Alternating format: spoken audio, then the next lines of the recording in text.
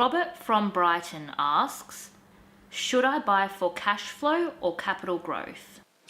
Thank you, Robert. Look, in Australia, it's very, very difficult to buy property from a cash flow point of view.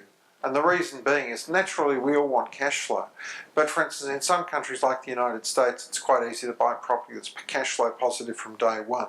It's a lot harder to do that in Australia. There have been examples where a lot of people have invested in mining towns because it's been positive cash flow.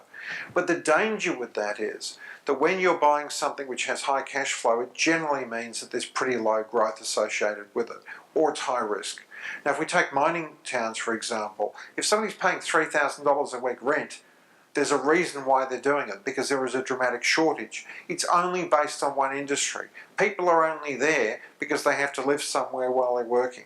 The problem is what happens if that mining industry goes on the nose, as it's happened in the last couple of years.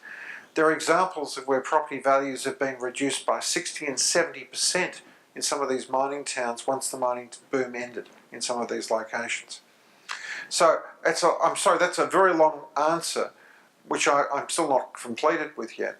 But the reality is you should buy property in Australia based on capital growth. That's the most important reason to purchase. You certainly want to have cash flow, so it's covering some of your repayments. But ultimately, the reason we buy property in Australia is for capital growth reasons. We know that if property doubles every 7 to 10 years, that's really where you're going to make your money through that. So if you're looking at property in country areas or what have you, and certainly the return is higher, the growth is going to be a lot lower. So I tend to advise to buy in major capital cities around Australia that's going to provide that capital growth. So certainly if you have any other questions, please don't hesitate to contact Nigel at propertyknowhow.com.au. And remember, our aim is to make your money work harder than you do. Thank you.